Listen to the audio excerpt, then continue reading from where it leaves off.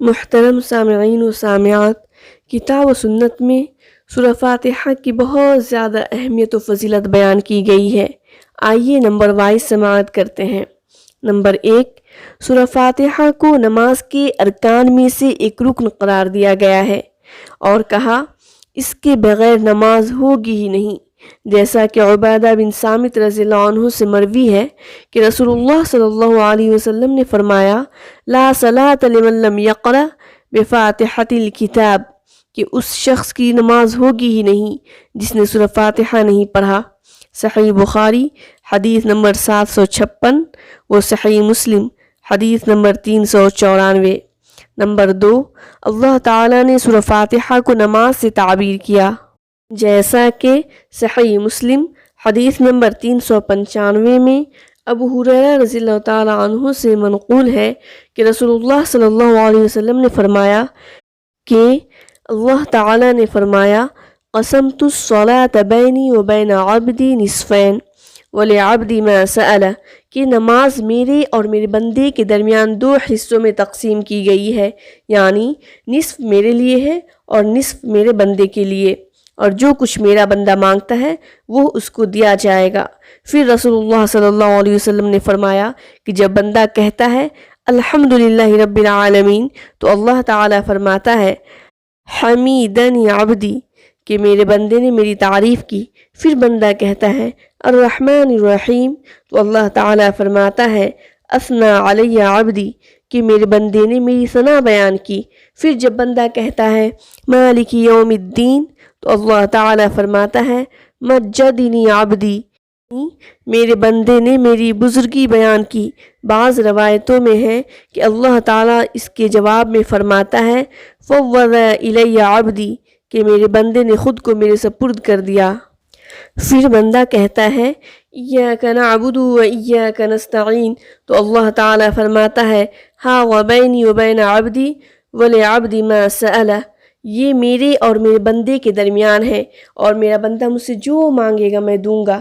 پھر بندہ کہتا ہے اہدنا الصراط المستقیم صراط الذین انعمت علیہم غیر المغضوب علیہم ولا الضالین تو اللہ تعالیٰ فرماتا ہے ھذا لعبدی ولعبدی ما سأل، کہ یہ سب میرے بندے کے لیے ہے اور یہ جو مانگے گا وہ اس کے لیے ہے۔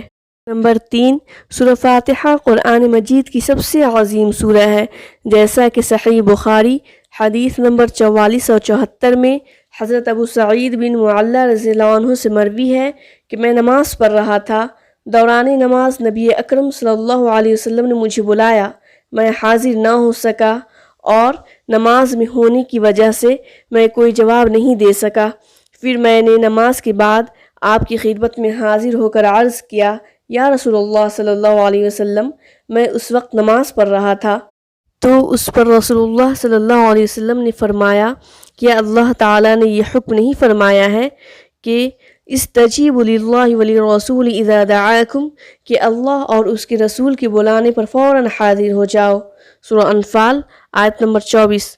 پھر آپ صلی اللہ علیہ وسلم نے فرمایا لَأُعَلِّمَنَّكَ سُورَةً هِيَ أَعْظَمُ سُورَةٍ فِي الْقُرْآنِ قبل ان تخرج من المسجد، کہ سنو میں تم کو مسجد سے باہر نکلنے سے پہلے قرآن حکیم کی صورتوں میں سے سب سے عظیم صورت کی تعلیم دوں گا۔ پھر آپ نے میرا ہاتھ پکڑ لیا اور جب ہم مسجد سے باہر نکلنے لگے تو میں نے عرض کیا یا رسول اللہ صلی اللہ علیہ وسلم، آپ نے ابھی فرمایا تھا کہ مسجد کے باہر نکلنے سے پہلے آپ مجھے قرآن کریم کی سب سے بڑی سب سے عظیم صورت کی تعلیم دیں گے۔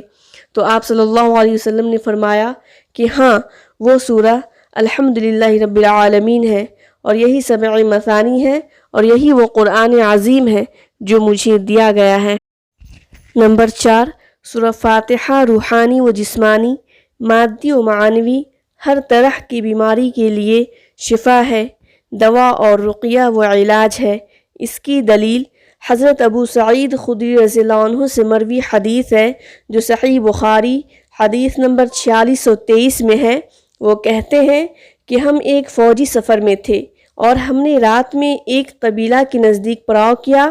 پھر ایک لونڈی آئی اور کہا کہ قبیلے کے سردار کو بچھو نے کاٹ لیا ہے اور ہمارے قبیلے کے مرد موجود نہیں ہیں، کیا تم میں سے کوئی شخص دم یا جھاڑ پھونک کر سکتا ہے؟ ایک صحابی دوسری حدیث سے معلوم ہوتا ہے کہ وہ خود ابو سعید خدری رضی اللہ عنہ ہے، اس کے ساتھ کھڑے ہو گئے۔ صحابہ رضی اللہ عنہم کہتے ہیں کہ ہم کو معلوم تھا کہ وہ جھاڑ پھونک نہیں جانتے، لیکن انہوں نے قبیلہ کے سردار کو جھاڑا، اس کو دم کیا، جس سے وہ صحت مند و تندرست ہو گیا۔ اس سردار نے اس کے شکرانے میں 30 بکریاں دینے کا حکم دیا اور ہمیں دودھ پلایا۔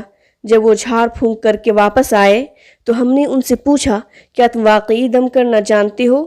انہوں نے کہا، نہیں، میں نے تو صرف سورہ فاتحہ پڑھ کر اس پر دم کر دیا تھا۔ ہم نے کہا، اچھا، جب تک ہم رسول اکرم صلی اللہ علیہ وسلم سے اس کے متعلق نہ پوچھ لیں، ان بکریوں کے بارے میں اپنی طرف سے کچھ نہ کہو۔ چنانچہ ہم نے مدینہ پہنچ کر آپ صلی اللہ علیہ وسلم سے اس کے متعلق ذکر کیا تو نبی کریم صلی اللہ علیہ وسلم نے فرمایا، وَمَا كَانَ يُدْرِيهِ أَنَّهَا رُقْيَةٌ اقْسِمُوا وَاضْرِبُوا لِي بِسَهْمٍ۔ انہوں نے کیسے جانا کہ سورہ فاتحہ رقیہ ہے؟ ان بکریوں کو تقسیم کرو اور ان میں سے میرا حصہ بھی نکالو۔